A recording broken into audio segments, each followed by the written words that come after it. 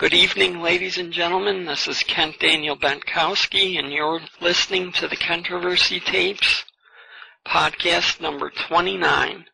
Today's date is Monday, January 7th, 2008.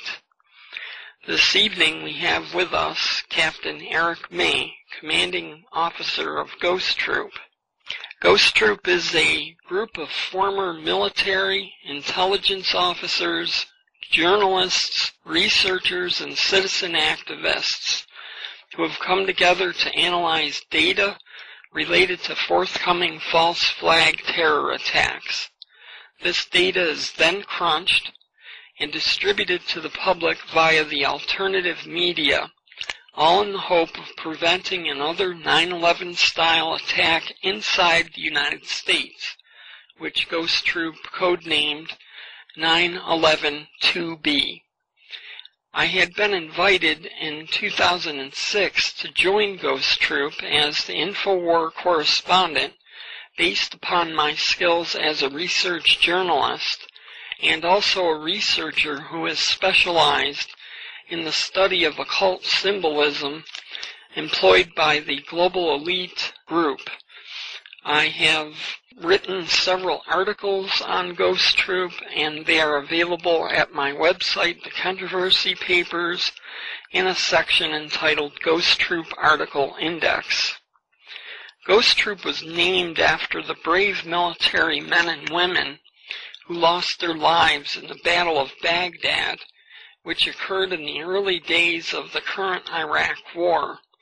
On April 5, 2003, Unit founder Captain Eric May detected major glitches in the media pictures coming back from Baghdad, in which U.S. forces had just reached.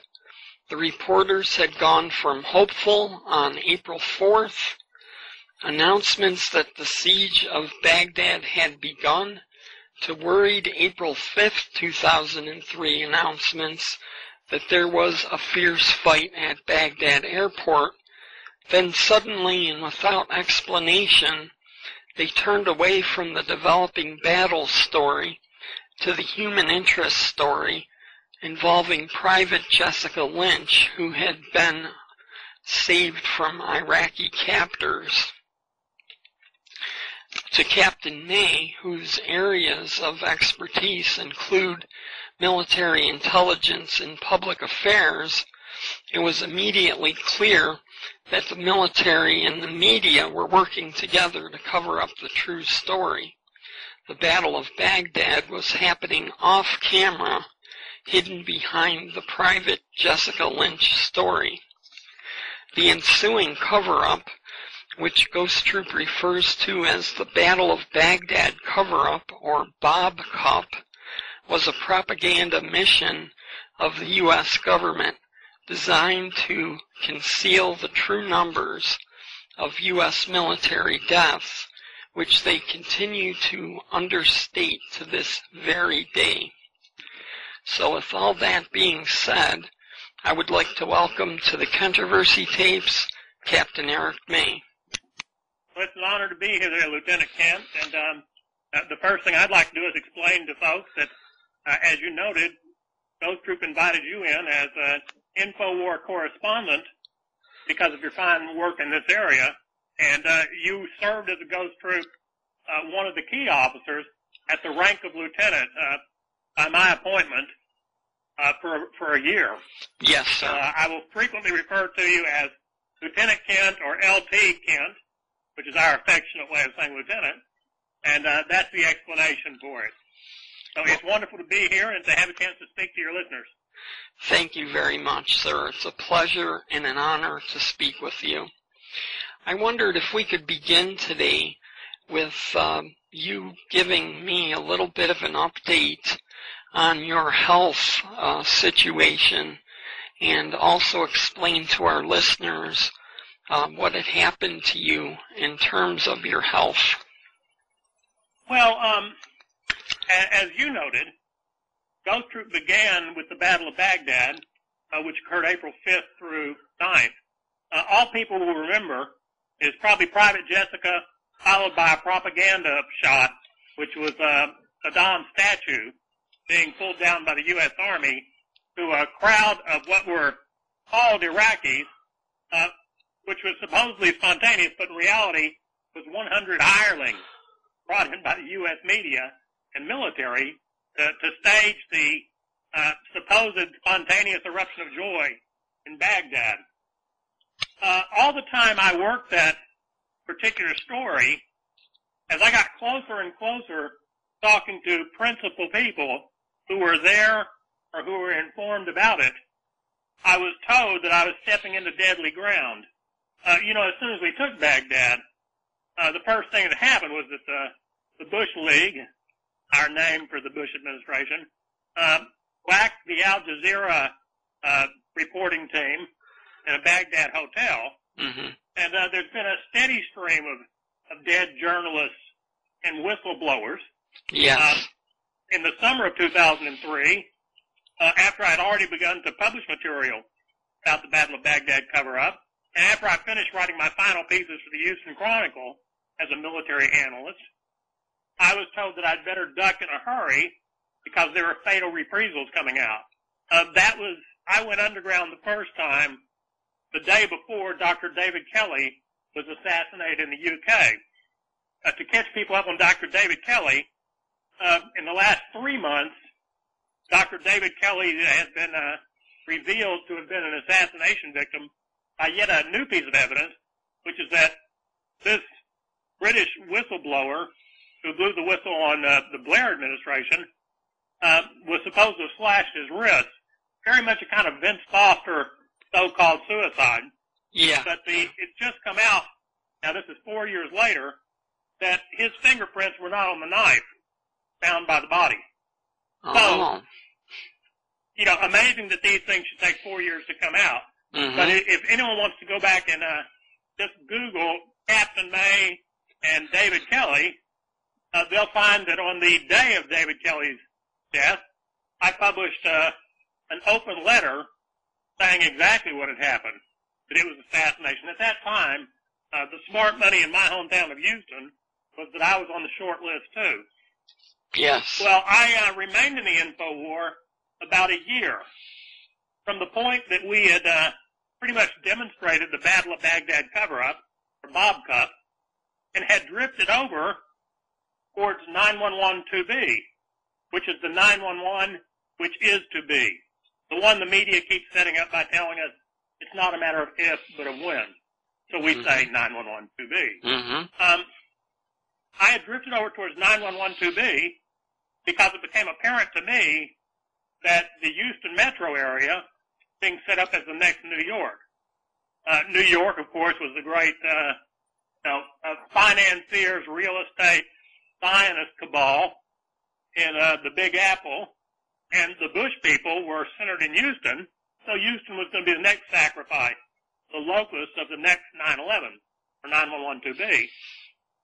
Ghosttroop went into operation mode on the 911-2B prediction as a Houston eventuality in early March 2004, specifically predicted March 31st, 3/31, as the date for the attack, and raised an alarm to such proportion that local Houston media blew the whistle all the way up to D.C., and FBI headquarters issued a Gulf Coast-wide terror alert specific to petrochemical targets, which was what we had identified as the government intent.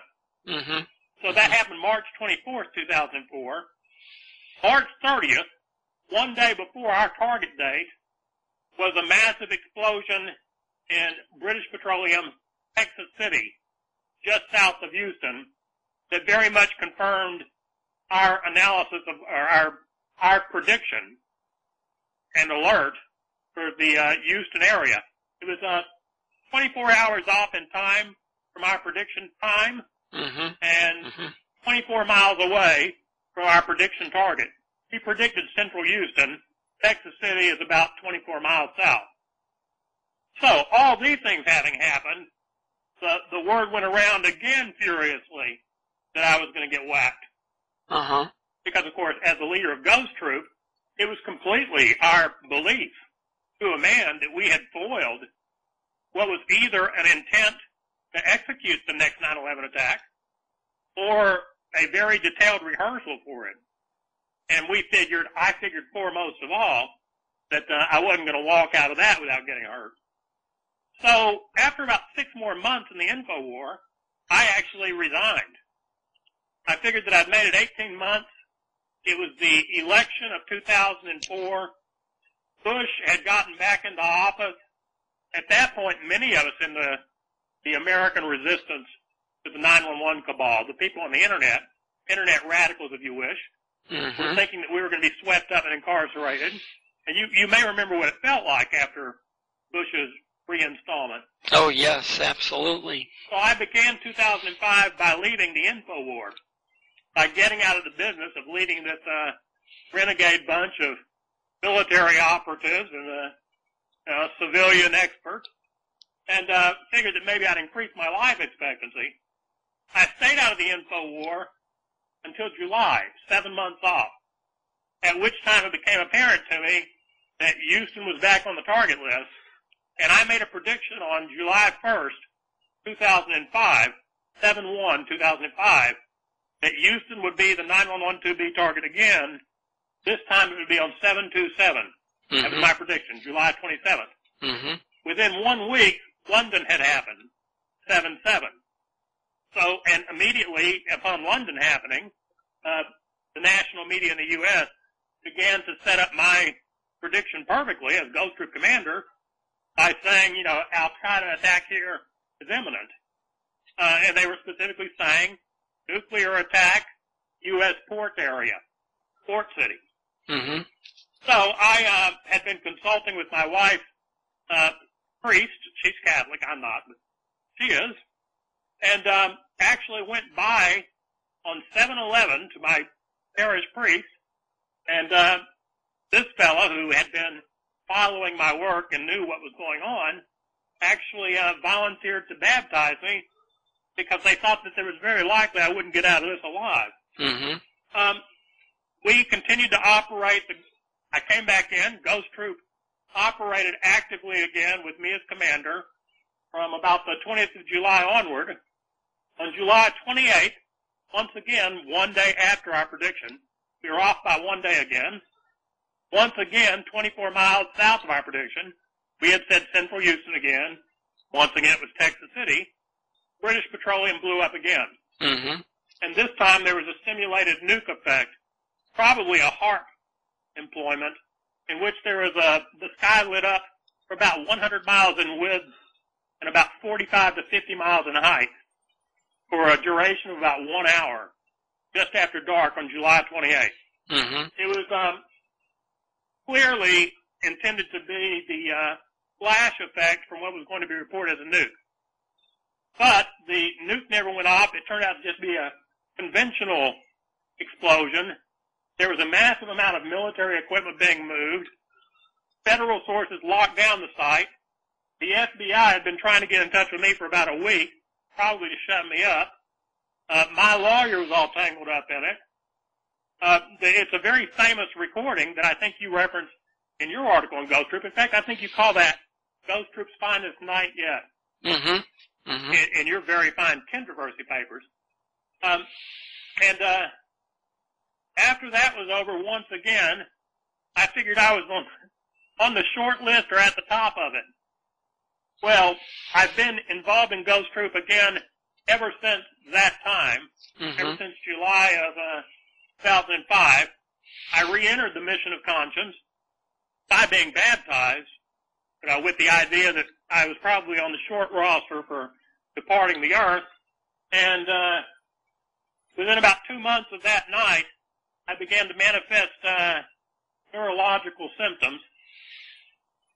Within a year, I had been diagnosed as suffering from a terminal neurological condition, Lou Gehrig's disease. The odds to contracting Lou Gehrig's disease for any person of my age, I was 46 when diagnosed, are about 1 to 3 in 100,000. So it's from 1 in 100,000 to 1 in 30,000 that you will get Lou Gehrig's disease in any year. So So we would have to say that either I suffered from egregiously bad luck, which just happened to occur within a few months of my being baptized by the church, specifically because I thought I was going to suffer something like this, or what happened to me was contrived, was in effect assassination by disease, intended to break down my physical stamina and keep me from doing my job. Right, right. It has increasingly become an impediment to my command of Ghosttroop, but I've nevertheless been able to. I have a very good unit of people who stay informed of issues and kind of crunch data for me, and I've been able to remain effective as a commander. Probably the best person in the unit to be commander. Otherwise, I would not continue to do it.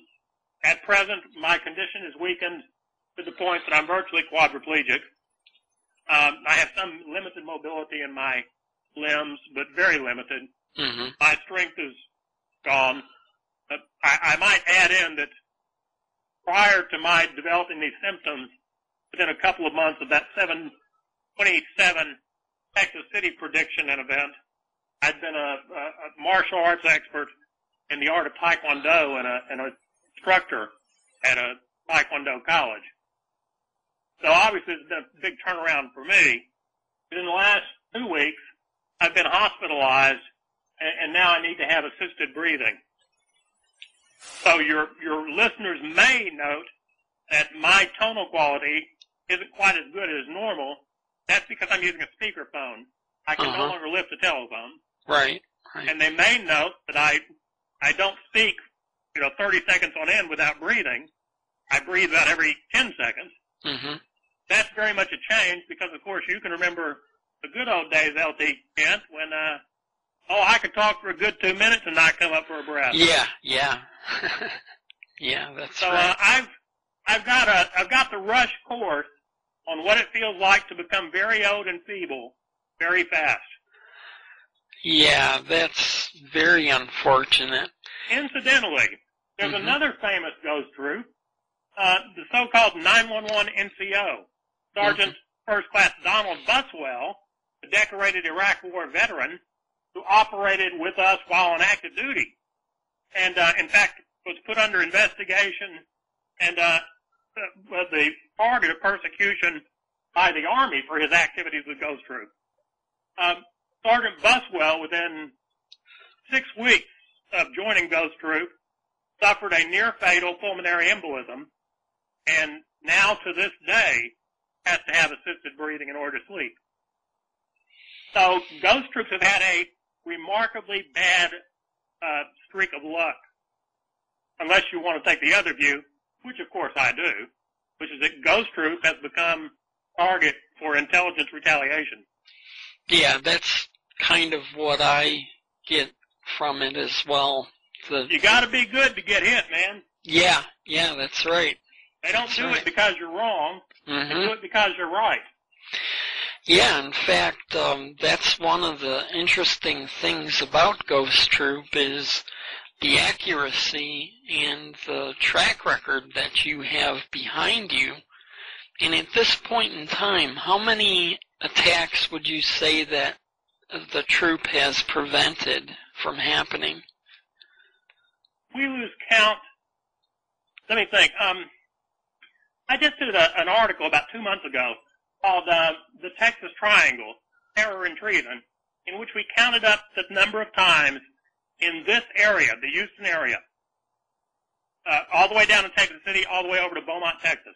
It's a triangle on the Gulf Coast of Texas.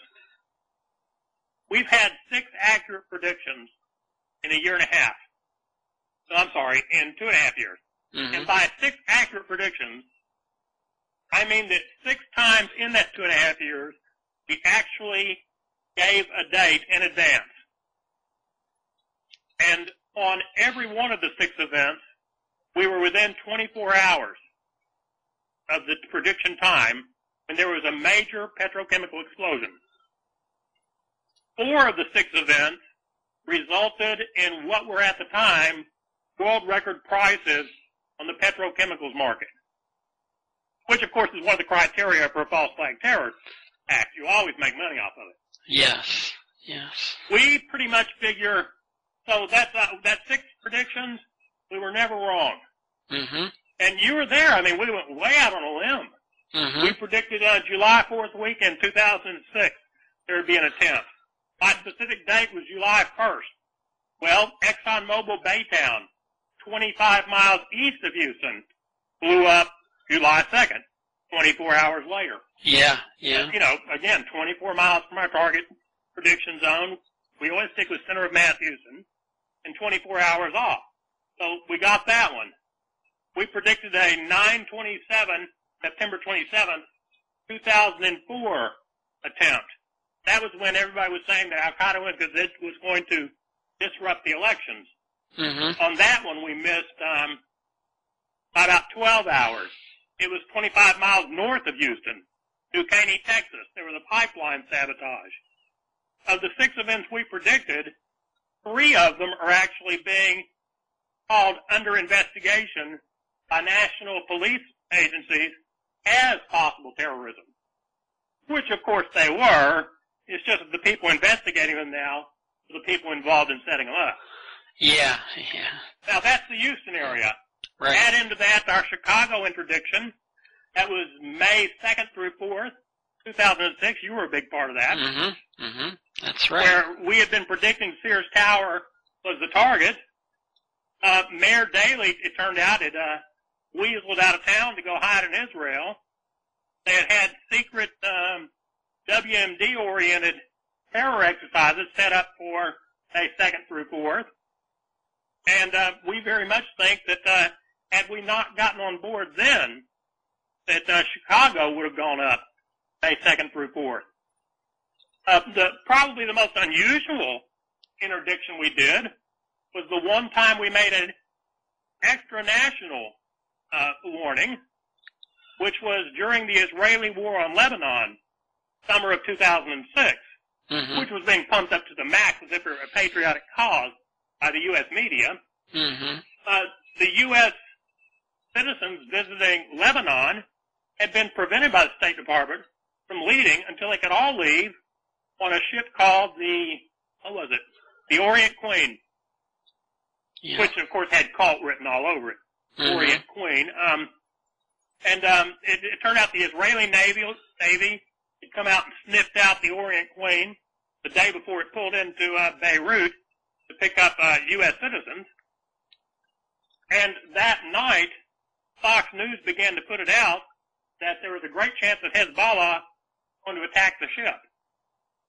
The only thing is Fox News didn't realize that we had just gone national when I did an interview about 4 hours previous on AM radio predicting that the media would set up the Orient Queen for a false flag attack by Israel, another USS Liberty type attack. Mm-hmm. We think that that was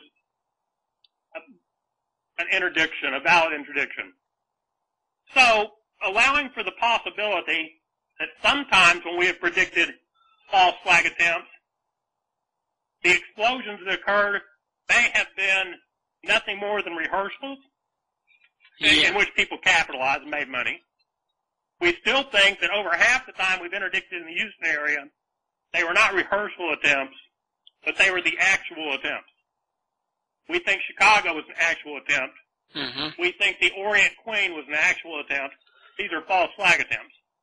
And this fall, we became involved in the Portland scenario when Portland was the focus of 2 massive nuclear exercises, unbeknownst to the people there, in large part. As that one was coming down the pipes, we probably did our strongest investigation in advance to date, and we caught all levels of the government in massive lies. So it may have been that this fall we saved Portland. We don't know. We were out way in front of that one, and Ghosttroop actually doubled its size. You know, that we not only have Ghosttroop now, we have another Ghosttroop. You could call it Ghosttroop West Coast, which goes under the name of Portland Nuclear Inquest. I see. It's a user group of about 100 people. So effectively, there are about 300 Ghost Troops now, and I guess you and I have just counted off about 9 different events, at least 6 of which we know were false flag attempts, and maybe the other 3 were nothing but full dress rehearsals with minor explosions planned. But and we've never been wrong. I mean, we don't, as you know, LT Kent, we never just suddenly pull out a Ouija board or start doing a occult numeric analysis or, put a cricket in a box and just give a date. Right. We always see multiple indicators. For instance, we'll always find that there's an Al-Qaeda alert out. So you see, the government can't just pop another 911, which, again, 911-2B. They have to set us up to accept it. So they have to tell us in advance we're going to get hit. It's just it's going to be Al-Qaeda, they always tell us. Yeah. So that's an indicator to us. We have found that the government relies on heavy numeric coding, part of the occult influence and the power elite in the West. And so that explains why it is that we have 9/11, then 3/11 with Madrid, 2004. Between the 2 dates of 9/11-2001 and Madrid 3/11-2004, there are, not so coincidentally, 911 days exactly. People kind of laugh that off, but then you get 7/7, which is 7/11, 7 times 11. That was London, 2005. Then a year later, you get 7/11 outright with Mumbai. Right. Now, why all those 11s? Why does every attack have an 11 code? And people say, well, what about Jordan, Amman Jordan, 2005? That was 11/9.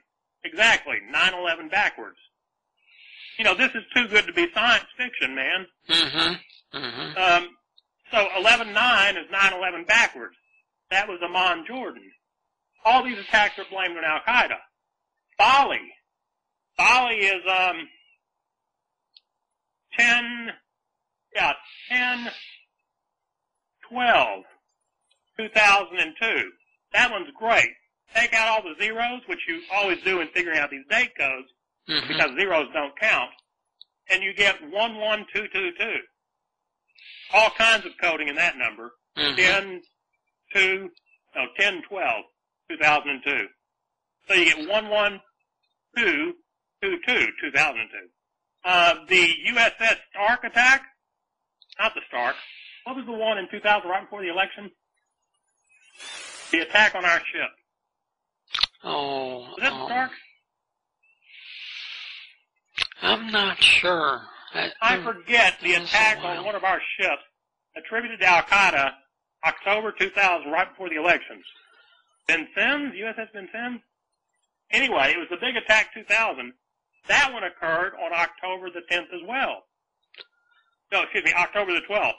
It was 2 years to the date before the Bali attack.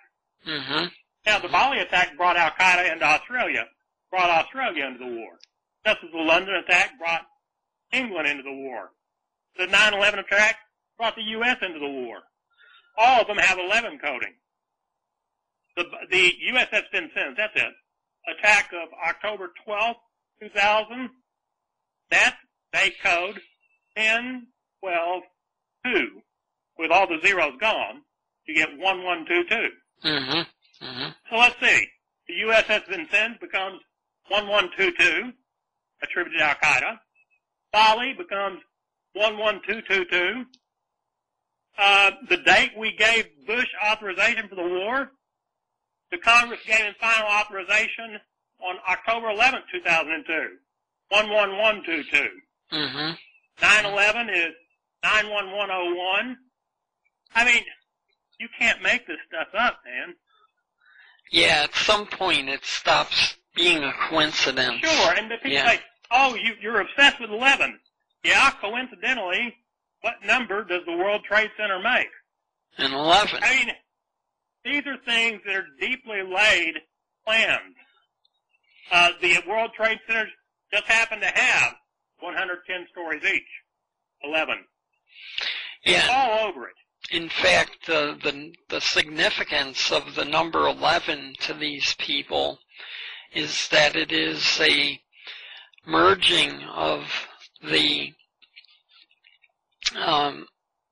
universe with the human being, which is represented by the pentagram and the hexagram, one being a 5-pointed star, the other being a 6-pointed star, and you come up with the number 11, consequently. So that's the significance there.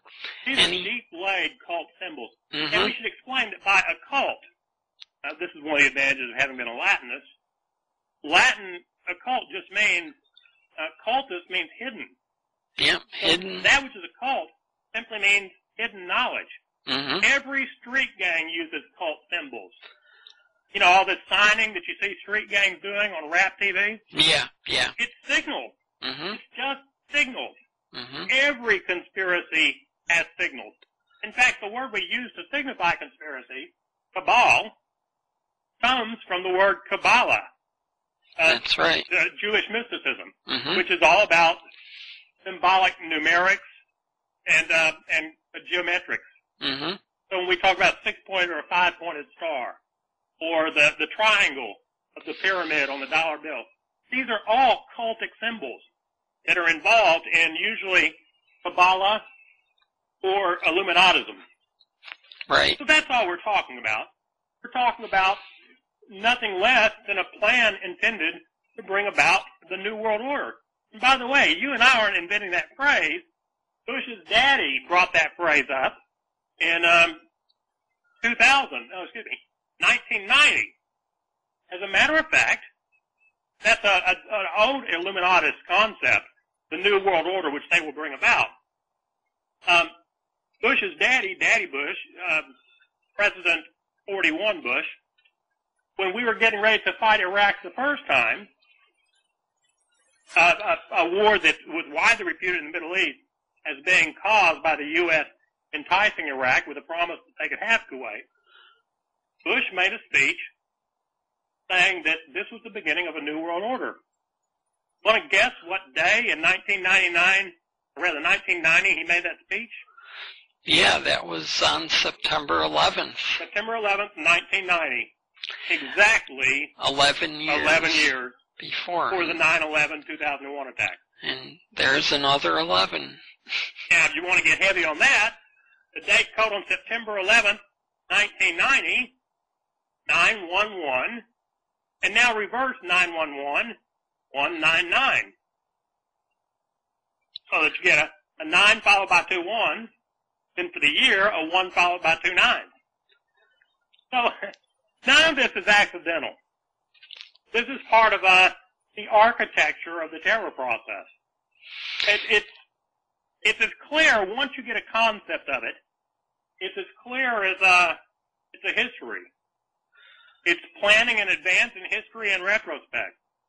That's why, and people say, you come up with all this. You guys are so crazy about numbers. Pretty soon you're going to say it has something to do with Kennedy's death. Curiously enough, that point has been made many times.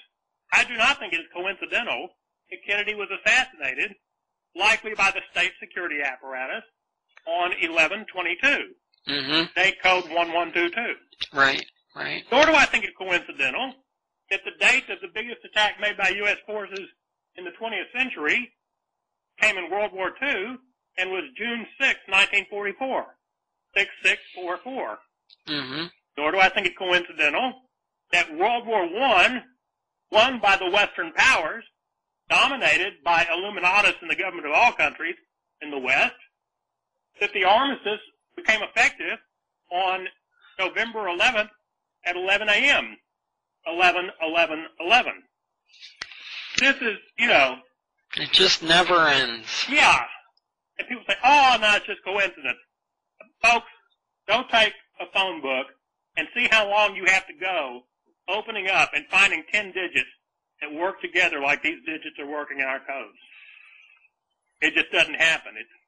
It's not coincidence. When we said that the first time we predicted an attempt on Houston, it was we predicted 3/31/2001, 2004, and we were off by a day. If I'd done it later, I would have understood better how it works.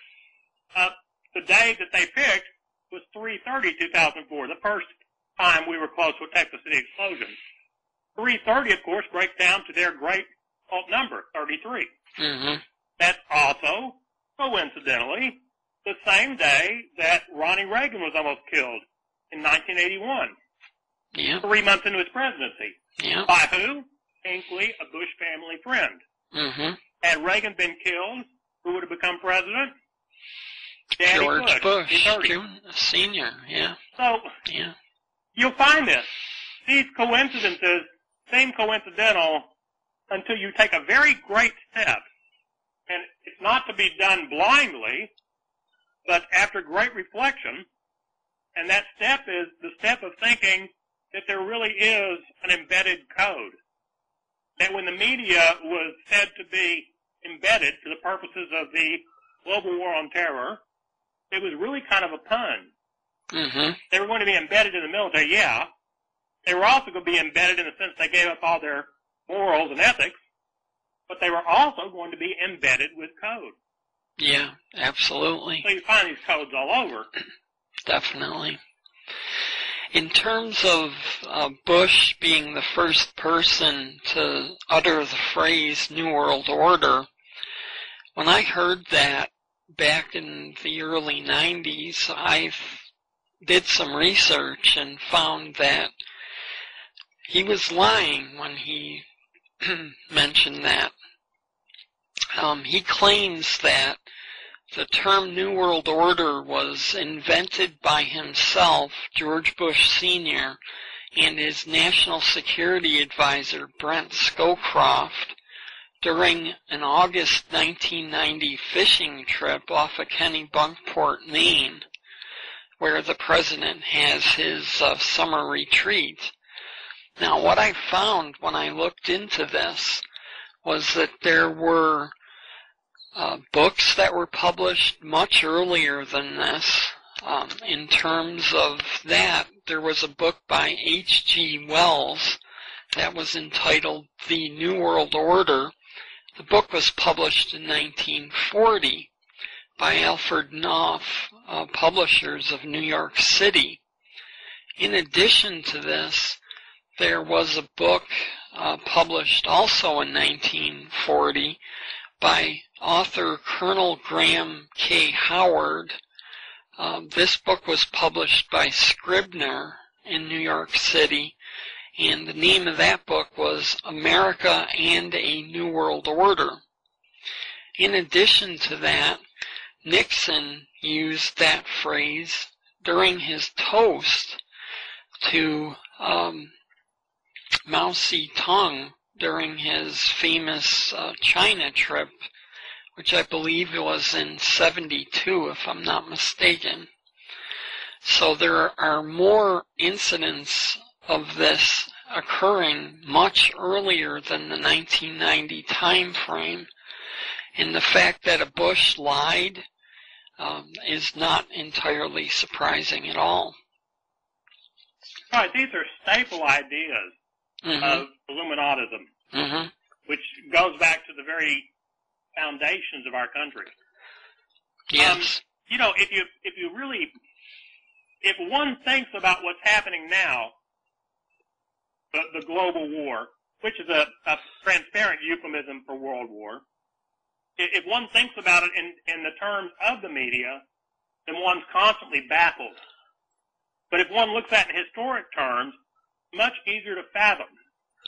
For instance, wars are often started by family dynasties. And if we look back at George Bush 43, we find that his father, 41, set this up, and his father, Prescott Bush was part of the kind of Ivy League elite who very much were involved in financing the Second World War on both sides. So that Prescott Bush was involved with Hitler and the Germans prior to the declaration of war, and then was, after the war, convicted of profiteering. Yeah, in fact, he was prosecuted under the Trading with the Enemy Act, a law that no longer exists, by the way, because they removed this law so that further prosecutions would not occur. And if we go back even further, Prescott Bush was involved in trying to set up a coup d'etat in 1933 under the command of General Smedley Butler, whom they wanted to have as the point man for that. These are things that were investigated. This was investigated by Congress, although it was allowed to let slide because people didn't want the ramifications of admitting that there had been an attempt to stage a neo-fascist coup d'etat in America. So if you look at George Bush's bloodline, by the way, all three of these men, George Bush, Daddy George, and then Prescott, all three of these people were Skull and Bones members. Skull and Bones has a cult number. You know, for people who say we're speculating about this occult numerology, Skull and Bones cult number, you know it? 322. Which, just coincidentally, square the 3, and what do you get? 9. Take half the 22. What do you get? 11. You 9/11. Yeah. 9/11 is, you could say that the numerics of 9/11 are derived from the Skull and Bones cult number. Now that's a heck of an interesting coincidence. Yeah, another coincidence. They just keep coming. So if you look at what the Bush family has always been involved in, Grandpa Prescott tried to have a coup d'etat in America and take over the government. Well, that's what grandson George did. Grandpa Prescott, expanded the family fortune by getting a war started in Europe, or helping to. Well, that's what Daddy George and Boy George did with the Iraq War. It is a war family. It's a profiteering family. It is a cabal. The family is involved in the most well-known Kabbalistic society in the Ivy League, the Skull and Bones. They've always been involved in profiteering. They've always been trying to subvert the country. That's how they operate. So when you look at it through that historic lens, then it's not shocking that we are where we are. And one can see why it is that someone like Vladimir Putin comes over to the U.S. a couple of 3 years ago and basically says, don't talk to me about democracy. Your election was engineered and thrown through the Supreme Court. And you've elected a new monarchy with Bushes in charge. It's not at all a stretch. It's exactly what has happened. But it will never be said in the media. The media is part of the paradigm for the New World Order. Which is why people like you and I, and others who are involved in Internet research, and just the very process of the Internet, are a mortal danger to the 9/11 cabal. We short-circuit their information dominance. Yeah, absolutely. In fact, I look upon this whole situation as my patriotic duty, and I describe myself as a constitutional protectionist in terms of my politics, and also I believe that this issue of truth and ultimate truth is something worth dying for. I sure hope so. I think we wanted to maybe talk about upcoming events now that we're at the crust of 2008. Yes. Can we take a break for about 5, and can I call you back? Yeah, sure. Yeah, as a matter of fact, LT Kent, for those of your listeners who would like to do research on the numeric code themselves, I have a piece on it they can easily find with any search engine. It's called 9/11, 3/11, 7/11. Terror dates. Just that. 9/11, 3/11, 7/11 terror dates. And if they look at that in any search engine, they'll find it widely published. The Iconoclast asked me to write that after the 7/11 bombing in Mumbai last summer. It makes a convincing argument, pretty much sums up everything that you and I have been talking about. as far as how it was that I became aware of the terror incident date codes. So that's a whole separate area of inquiry, but a very worthwhile one. It's one of the more convincing proofs, both of the notion that there is a conspiracy in the 9/11 event, and that the conspiracy works according to occult, cultic, Kabbalistic notions. Mm-hmm. It's the perfect definition of conspiracy if it's properly understood. Yeah, in fact, what I'll do is I'll put that link into the show notes so that people don't have to go to the search engine. They can Excellent. just click on the link and it'll I think you'll find it to be very interesting. Yeah, it is a very interesting article, and yes, it does. That's what you're aware of it. You've worked with it. You've worked with it yourself. Mm-hmm. Yes, absolutely. In fact, it's one of my areas of expertise, and yes, well, I remember. We talked about that many a time. Mm-hmm. Yes, yes. So, looking ahead to 2008, what do you see happening in the next 12 months? Well, there are a few areas that we have to consider. Mm-hmm. Since the standard Ghosttroop area of analysis is 9112B, we should examine the prospect of a false flag terror event. Candidly, we think that the prospects of false flag terror have gone down in the next year, for the simple reason that a false flag terror event would force the public to follow Bush, or the idea that the public would rally behind the president. Right. But Bush is so tarnished now. His official poll ratings are down to 30. Mm-hmm. And it's probably much worse than that. And right now, it's our view that the establishment, the power elite, wants to make a transition, probably to two totally compromised candidates, like Hillary Clinton, senator from New York, which was set up, 9/11, yeah. versus Giuliani, Mm-hmm. mayor of New York, who actually set up his own city. Yeah. Or maybe Clinton versus McCain.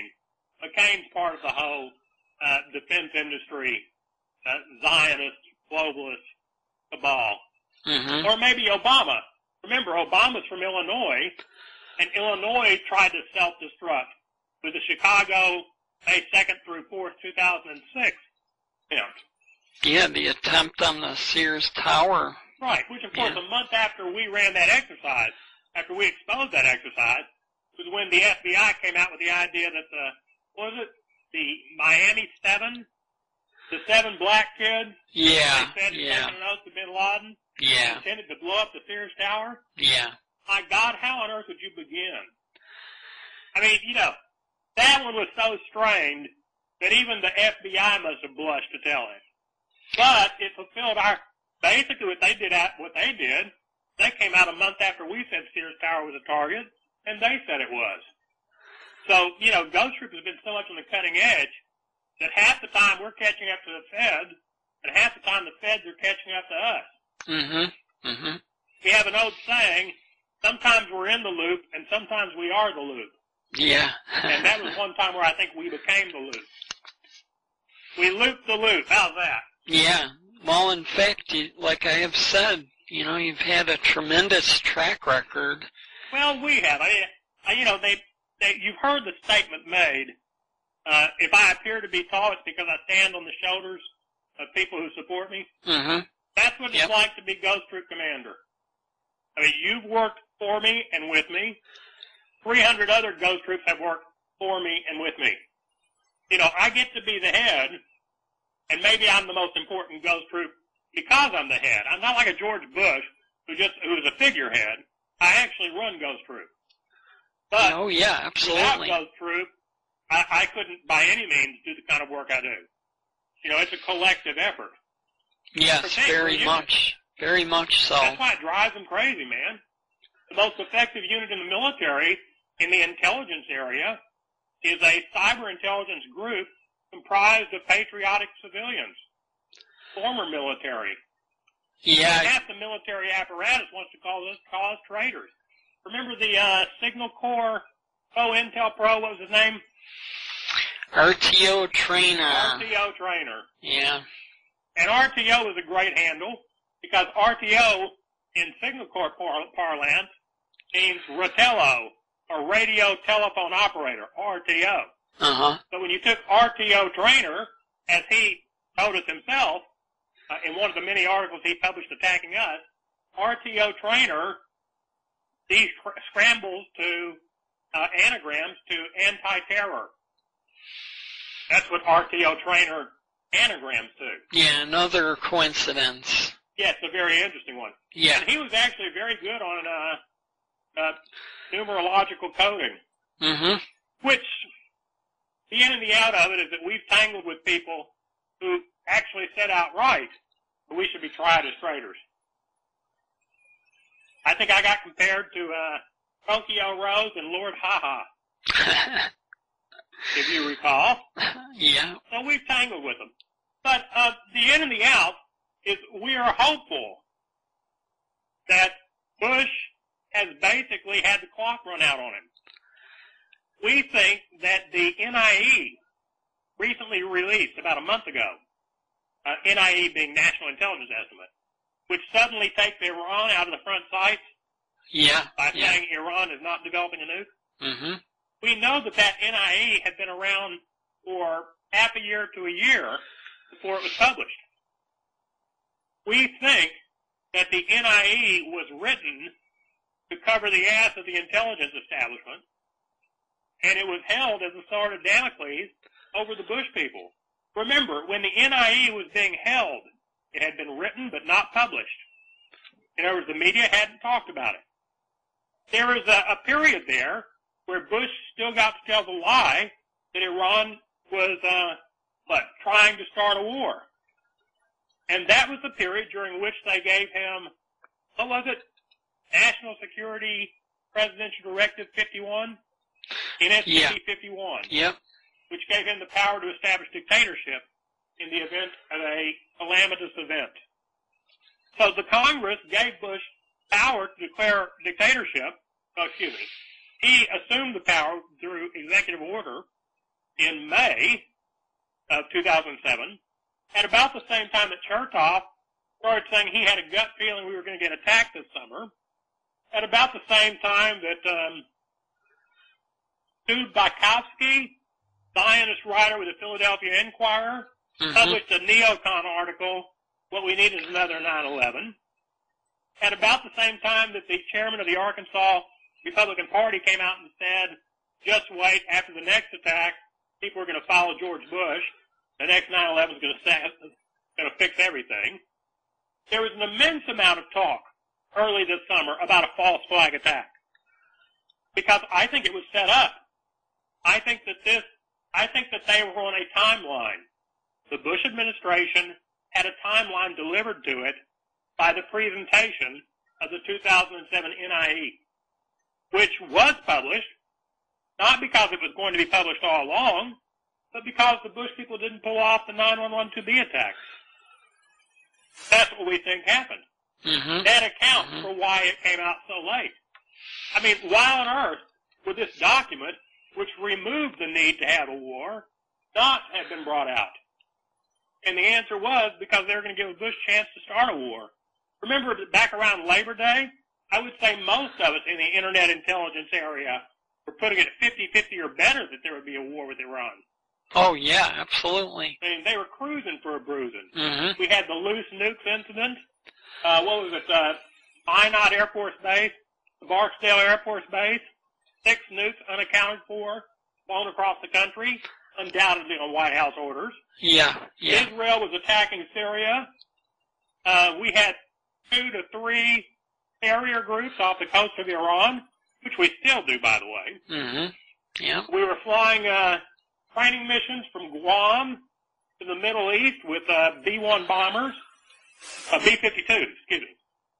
The Soviets, the Russians, I'm going back to my Cold War days, were doing nuclear simulated overflights of NATO territory all the way to the UK. I mean, the whole world looked like it was going to go up around September, August, September. That's the time during which Ghosttroop was involved in trying to send out an alert to the public of Portland. Because that's when they had set up the military exercise to simulate, wink, wink, nuclear strikes on the Portland area. Yeah, in fact, Ghosttroop has a real fine lieutenant who's located in Portland. It's Patty Woodard, Lieutenant Patty Woodard, and she had done a tremendous job this summer working on that issue.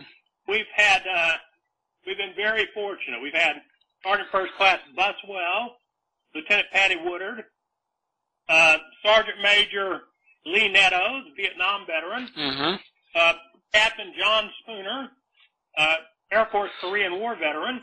Yeah. We've had you working as an InfoWar correspondent in communications. Had a former Marine officer, Captain Jeff Cross, who was with us for about the first half of our history as my executive officer. He was an actual 9/11 witness.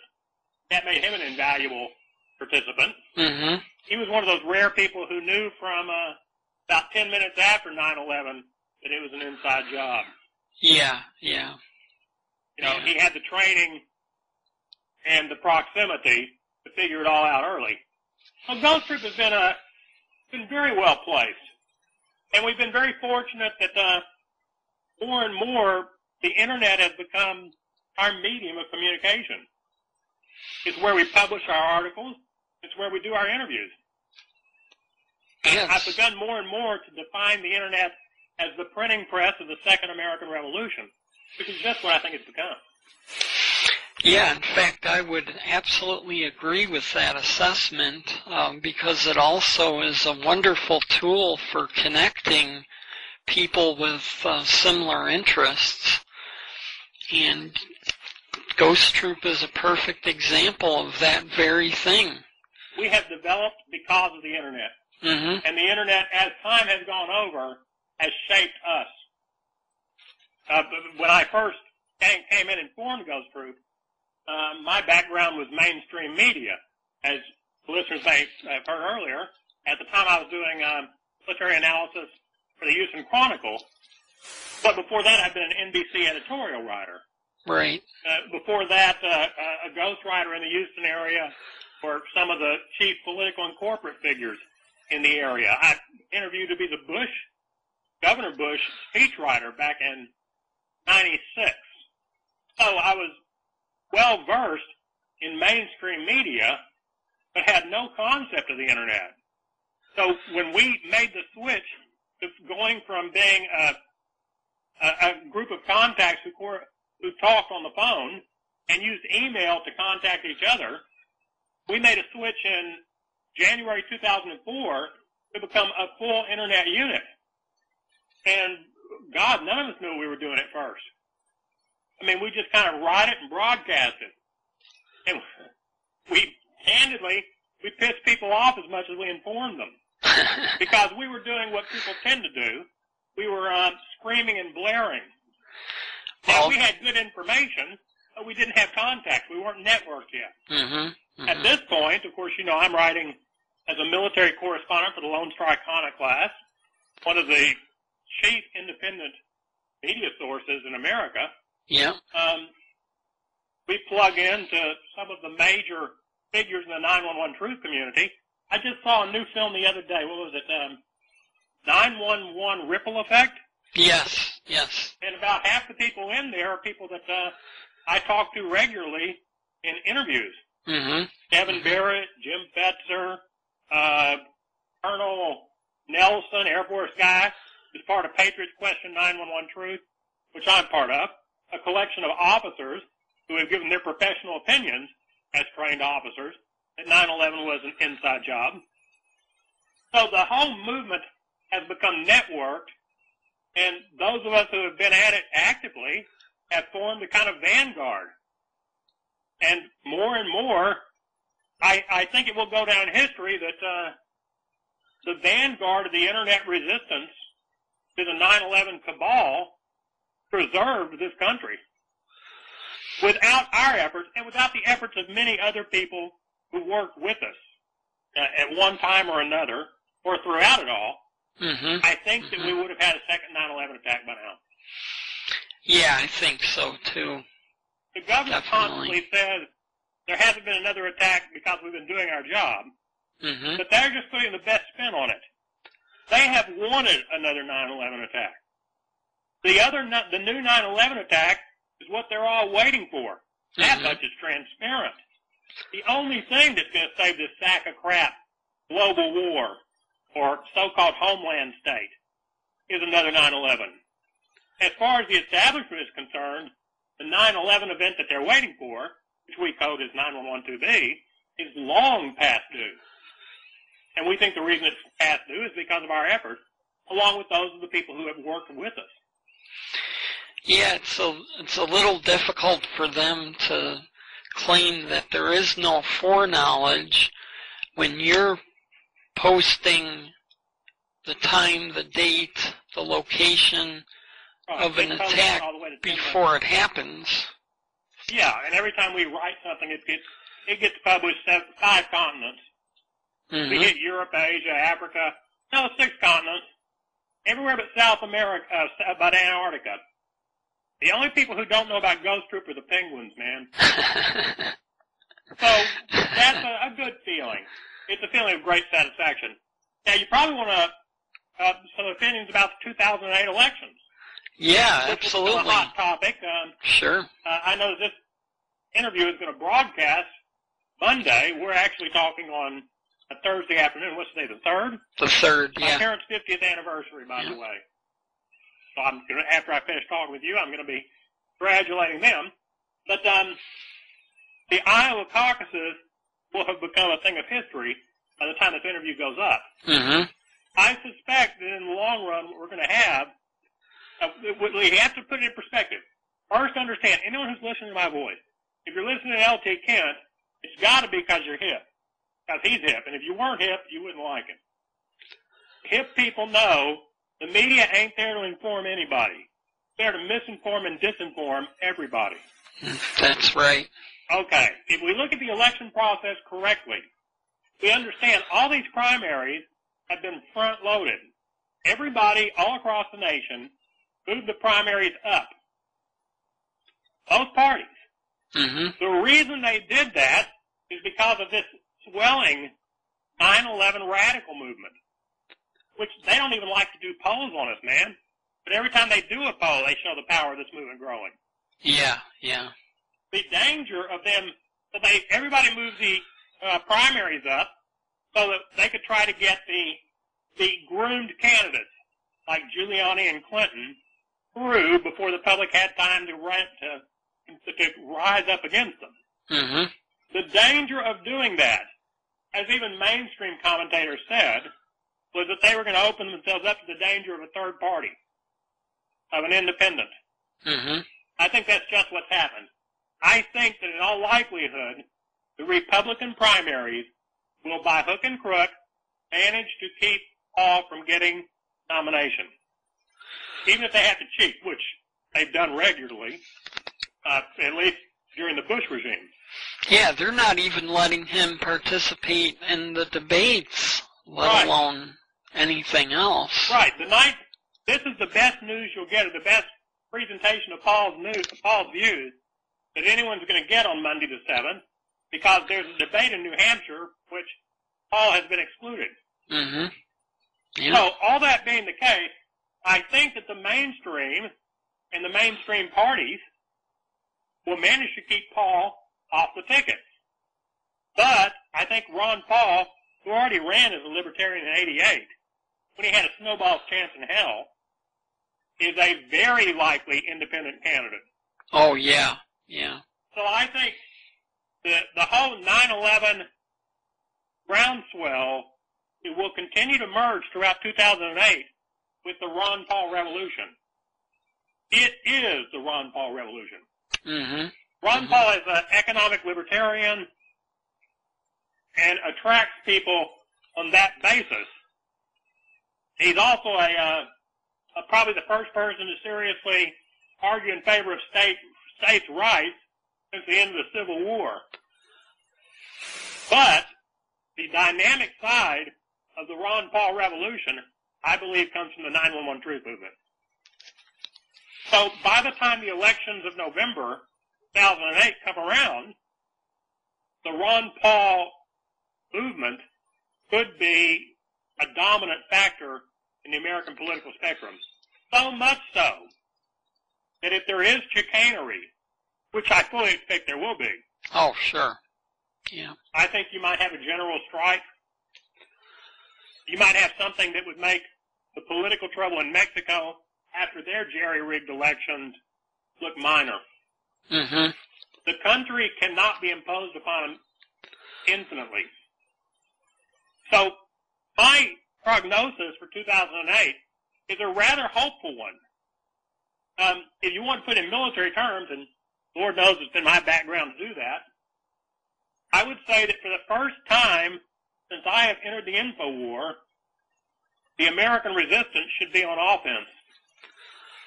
Every year until now, my great concern has been making sure we didn't get hit with 911 too big.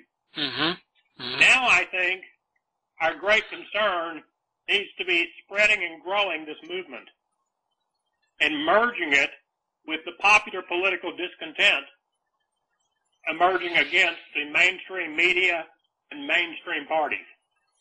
I think the prospect that there could be an economic decline, which I fully expect in 2008, yeah, for the Ron Paul revolution. Yeah, I just did an interview with Red Ice Creations Radio, which was posted on December 31st, 2007, and I talked about the financial crash and the economic prospects for 2008, which, quite frankly, do not look very good. True enough, but remember, for the purposes of those, we have to be like, we have to see the body politic as suffering from a cancer, a 9/11 cancer. Mm-hmm. An economic downturn might be the kind of chemotherapy we need to kill the cancer. It's never a good thing or a pleasant thing, but it may be a necessary thing. Yeah. Because the only time America ever really radicalizes is in time of economic downturn. Remember, the most fertile period for American radicals of all descriptions is the 1930s. Yeah. Everything from fascism to communism flourished. Mm-hmm. Mm-hmm. So if there is an economic downturn, the one group that unquestionably loses in a democracy is the status quo establishmentarians. You know, they no longer look very credible. At this point, the establishmentarians don't look credible on anything. It'd be very easy to summarize the last 8 years as being Democrats and Republicans colluding to make the rich richer, the poor poorer, and the middle class go nowhere, at best, while sinking us into a quicksand war fought for oil in Israel and attempting to take the quicksand war to the level of world war as the only means of winning the quicksand war, while setting up a semi-fascist homeland state at home dominated by neocon apparatchiks. Mm-hmm. Mm-hmm. That's easy to say, mm-hmm. and it ain't even hard to believe anymore. Things that used to be hard to believe are now hard to refute. Yeah, that's right. A piece published yesterday by Steen and Hamilton, the 9/11 Commission co-chairs, mm-hmm. who published a piece in the New York Times yesterday saying that the CIA destruction of the Al-Qaeda torture tapes, what represented White House obstruction, the 9/11 Commission. And if you said that before they put it in the New York Times, people would have said you were a conspiracy theorist. Mm-hmm. Yep. Now, apparently, even the theory of the co-chairs is that there is a conspiracy. Now, of course, my theory is that they're part of it, but the point is, they're getting to the point that they're ratting out the other part. So, the whole 911 cabal is standing on shaky legs. And, the 911 could collapse like a controlled demolition, man. Remember, there's nothing uglier than a failed conspiracy. at a certain point, everybody scrambles. And it certainly looks like the rats are scrambling at the moment. That's right. Well, that means it's time to continue to attack the ship that they're all jumping off of. Yep. So I have a very good view. Right now, my view of 2008 is that they've got to allow Ron Paul a fair chance. They can't do and haven't done. They've got to whack him like they've whacked me, which if they do, they're going to create a martyr to the cause. Or they've got to play along and let him run as a third-party candidate, which is only going to create problems. So they're caught between a rock, a hard place, and a piece of iron. I mean, there are no good directions. There is no easy way out. And you know what? It sucks to be them, and they deserve it. And I'll say one more thing. And I'm a believer. I kind of have a Dante-esque view of justice. You know, with Dante in his Inferno, whatever you did wrong on earth, that's what you get in hell. I'll tell you what hell on earth would be for these people. What if we wound up taking every law they had passed or subverted to put into practice for the extraction of information and the conditions of incarceration and the summary judgment to be rendered, and every bit of that was used to try and prosecute the people behind 9/11? What if the whole thing wound up being a Nuremberg-style trial down in Gitmo? Wow, that would be... You could have Cage for Rumsfeld and Bush and Condoleezza, and they would be... Because, let's face it, they've done it to the Al-Qaeda, the people they say are Al-Qaeda folks. You know, they are Al-Qaeda. Al-Qaeda, as you and I never tire of saying, South CIA does. It's them. Yeah. So, cosmic justice would be that all the full fury, everything they have said we should do, you know, wanted, dead, or alive, bring them to justice, kick their ass, all this stuff, it serves them right if it winds up being their fate. In fact, only that would serve them right. I'll tell you, that sounds like a good thing to... It's on my Christmas wish list for next year already. Yeah, there you go. It's what we need to be moving toward. I think, Glenn Beck gave Ron Paul a good interview opportunity about 2 weeks ago.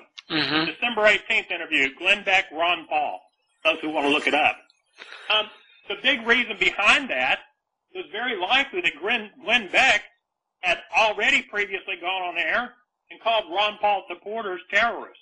Yeah. And I really think he's running scared. I mean, I think a lot of these people are thinking, oh my God, what if we get cooed? What if somebody comes in and either gets elected, or if we invalidate the election process, someone just comes in and takes over and exposes what has happened, says it's all true, and starts, feeding us to the dogs. We'd better get ourselves on record as being, not being conspirators. We better start pretending like we are objective people who actually gave a damn about the Republic. I think more and more people are going to be pretending to be doing their jobs for a change because they're afraid of consequence. That's how a conspiracy breaks down. It's not that anybody becomes good. It's just that people fear to keep being bad. So that's my fondest hope. I think the thing necessary to make that fond hope become reality is what we're doing already, making the public aware, becoming part of an aware public, doing what we've been doing. Yeah, in fact, that's, as I mentioned earlier, my patriotic duty to do so, and I do not shy away from that responsibility in any way, shape, or form. And there's a lot more people coming out and doing these websites and publishing interviews and starting their own podcasts. And it's turning into quite an interesting movement. And it's very exciting to see because each one of these journalists have been empowered in ways they never thought possible. Exactly. And I think the thing that would have been said 5 years ago, 4 years ago, at least when I started this mission, would have been, who the hell do these people think they are? They're not real journalists. We're the real journalists. Say CNN, the New York Times, the Washington Post. And at this point, there is no more ridiculous notion on earth in the last 5 years than that CNN, the New York Times, and Washington Post could claim that they had journalists. I mean, it's been the most shameful failure of any profession in American history. And right now, the fact of the matter is, the unembedded amateur is the only journalist in America. The embedded professional has already worn the badge of shame, being nothing but a prostitute. Yeah. Prostitute is one of the more endearing terms come out during the info war. And that's what they are. So they deserve to have the mantle stripped off of them and be hurled out in the middle of the public square and hooted at and pelted with crap. I mean, they deserve it because they turn into prostitutes. I think once again, there's a lot of justice in what is happening. And I think all these daylight motions by, let's say, the House and the Senate, with the House Resolution 1955, Senate Bill 1959, but the homegrown terrorism and internet radicalism bills. Yeah. I think all that is a daylight and a dollar short. I think they're doing nothing but making it apparent that they're trying to stop free thought, free speech in America. So every time the mainstream media now tries to bully Ron Paul off the air, and by the way, I'm not a blind Ron Paul supporter. So folks, back who you want, but I'm taking Ron Paul as an example of a populist radical candidacy. It would not have been possible before the Internet. Every time they try to keep Ron Paul off the mainstream air, what they do is throw him back to the Internet, which has always been the matrix. Every time Congress tries to come up with a new way to expand the power of the homeland state, they make it more and more obvious that they're traitors. Everything that's being done to try to shut down what is happening, which is the natural expression of the American spirit through the new technological means of the Internet, is nothing but an indication that we need to work harder at what we're doing. So these people are drawing up battle lines, man, and they're going to regret it. I mean, they're going to regret it. Right now, I don't think they can blow up the city. 4 years ago, I know very well they could. They tried it again and again. Yeah. Well, like you have mentioned earlier in this conversation, Bush has no credibility left. And I think if they tried another false flag event, it would fall flat on its face, and he would be collared as the culprit immediately. Right. Congress has surrendered its credibility by kowtowing to Bush, who has no credibility. Nancy Pelosi's credibility lasted less than a year, considerably. 6 months. Yeah. I mean, Harry Reid's credibility. These people all look like puppets, which is what they are. So it's a puppet government, puppet politics. It's a kabuki theater. So there are good things ahead in the next year, I think. There are at least opportunities. And like I say, the Second American Revolution is on the offense. For one, we're not the ones running. And I think that can only continue. There's one thing I know, though. It's another rule of the military. Once you gain the initiative, you never give it back. We can't ever get off the offense. Yeah. Now that we had this year, if I'm right in the way I read it. And I'll be keeping track, you know. If all of a sudden they start hyping the Al-Qaeda thing, or we find out they've set up exercises to simulate a nuke or a bio attack or something, you know, in a neighborhood near to you, you know, coming your way, we'll certainly get the word out. But if it is the case, as I hope and believe it is, that they are very tenuous now because they failed so many times to do this 911-2B event, then we have a year to do nothing but grow. Now, there's an outside prospect that they'll set up another kind of Oklahoma City and try to find a new Timothy McVeigh, a new Patriot Movement / 911 Truth patsy. Yeah. And we have to be looking at that, but I don't even know if they can get away with that anymore. Yeah, they're definitely going to be looking to damage our credibility if at all possible. Whatever they do, we've become so quick to tear it up and digest it on the internet. You know, we couldn't do that in 1995, Oklahoma City. We couldn't even do that on 9/11. But now, how long did it take them to figure out London compared to 9/11? Oh, I would say London was figured out within a day of it happening. Yeah, I would say within 24 hours, yeah. You know, it's just, that's the way it works now. They've lost all of our goodwill and all of their credibility. So who do you see winning the election for president? I still think they want to put Hillary in. Democratic presidential candidate. Yeah. I think right now the Iraq war, by the way, is being misrepresented, trying to take it off the front burner.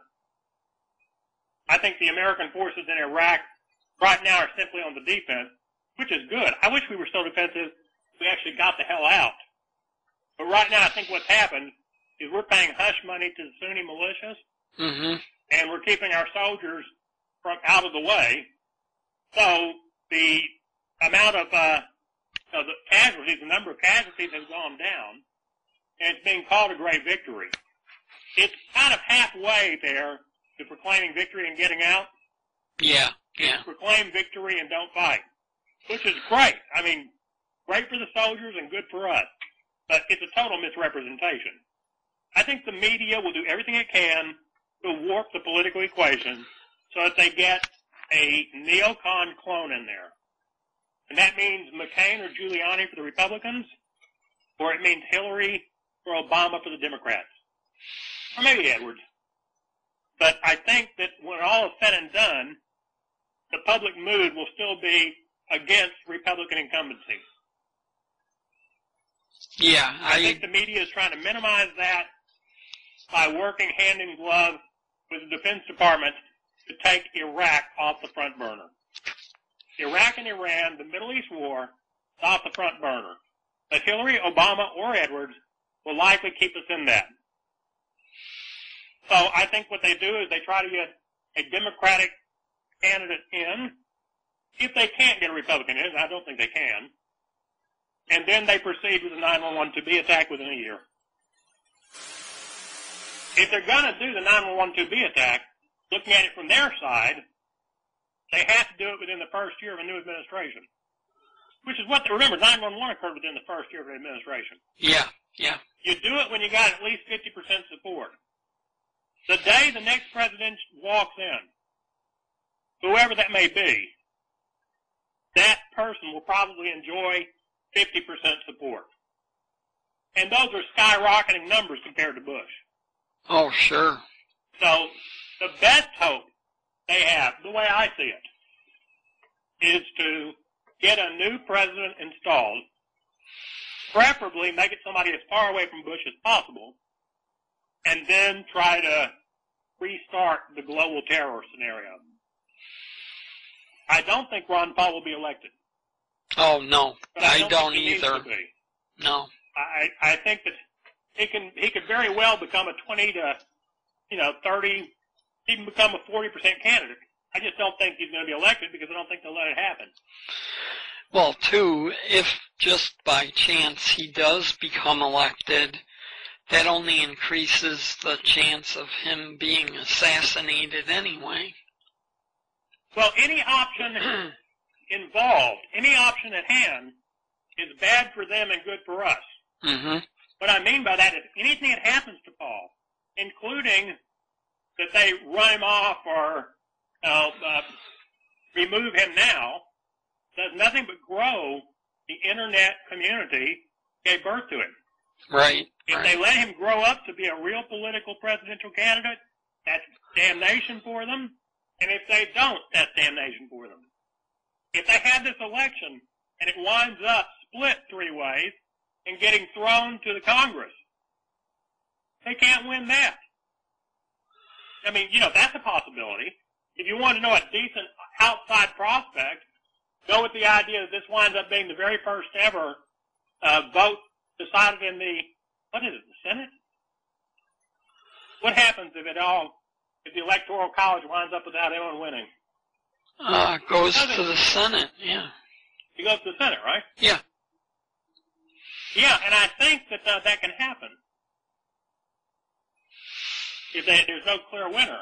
Mm-hmm. Mm-hmm. Because it has to be it has to be over half the electoral vote.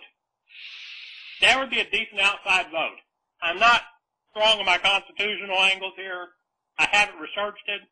But a decent outside chance would be that this thing winds up an indeterminate election, which, of course, would suit the purposes of the power that be because they control the Senate better than the public. Yeah, absolutely. So it's the most interesting year ahead. Mm-hmm. And it's such a wonderful year for people like you and me because we're writing things about this right now, and nobody in the mainstream is. Yeah. It's not only that what we do is good, and I think what we do may be better than they can do, it's that we are as good or better than they are, and they're not even doing it. They're giving their job away to the Internet reporters because they're not even trying to do it. Everybody in the mainstream is trying not to do their job about Ron Paul, for example. So my last piece, called Courage in the Crosshairs, Ron Paul and the Republic. Mm-hmm. And it brings up the Bhutto assassination, the notion of conspiracy, and the Internet rumors that Ron Paul is being targeted. Now, that's a great story, man. Nobody's going to touch it from the mainstream. Yeah, they're afraid to give him any press at all. Sure. All the good stuff is on the Internet. Mm-hmm. So, yeah, absolutely. I think you're going to provide a link to my homepage, mm-hmm. and people who go to it will probably not be surprised to find that one of my archived resources is your Kentroversy papers about Ghosttroop. Yeah, in fact, I appreciate you mentioning that. I did about 20 articles in the year I was a member, and all of those are available on my website in an index called the Ghosttroop Article Index. And so people can find that information, and each one of those articles are located in that section. Well, you did a brilliant stint as a writer and a great bit of service along with us, and I know that right now you're continuing everything you brought in to Ghosttroop and everything you may have learned while with Ghosttroop. You've taken that to the next level with your writing and with your podcast, a wonderful addition to what you'd already been doing. Yes, thank you. Yeah. I wish you a prosperous and successful 2008. I have selfish motives for wishing you that, though. I think that what you do is so good for this country. Well, I really appreciate that. That means a lot to me to hear that. Well, it's a great honor to be able to say it with conviction because I know it so well from experience. Mm-hmm. Well, LT Kent, let me close in my standard way by saying this is Ghosttroop Captain May coming at you from the belly of the bush beast in Houston, Texas.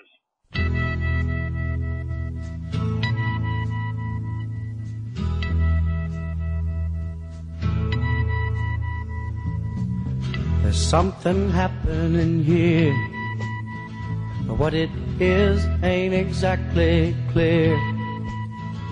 There's a man with a gun over there, telling me I got to beware.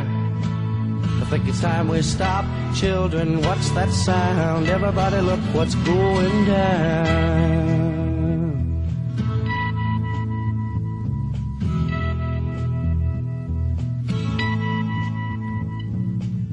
There's battle lines being drawn. Nobody's right if everybody's wrong. Young people speaking their minds are getting so much resistance from behind. Every time we stop, hey, what's that sound? Everybody look what's going down.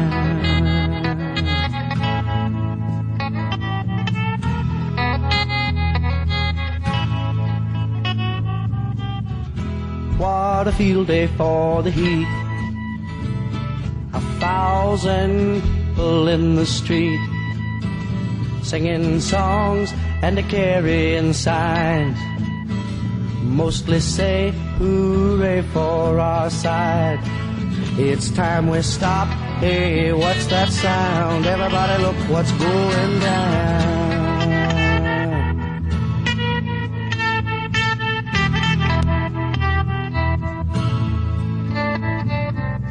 Paranoia strikes deep into your life, it will creep. It starts when you're always afraid. Step out of line, the man come and take you away. We better stop. Hey, what's that sound? Everybody look what's going. We better stop. Hey, what's that sound? Everybody look what's going. We better stop now. What's that sound? Everybody look what's going. We better stop.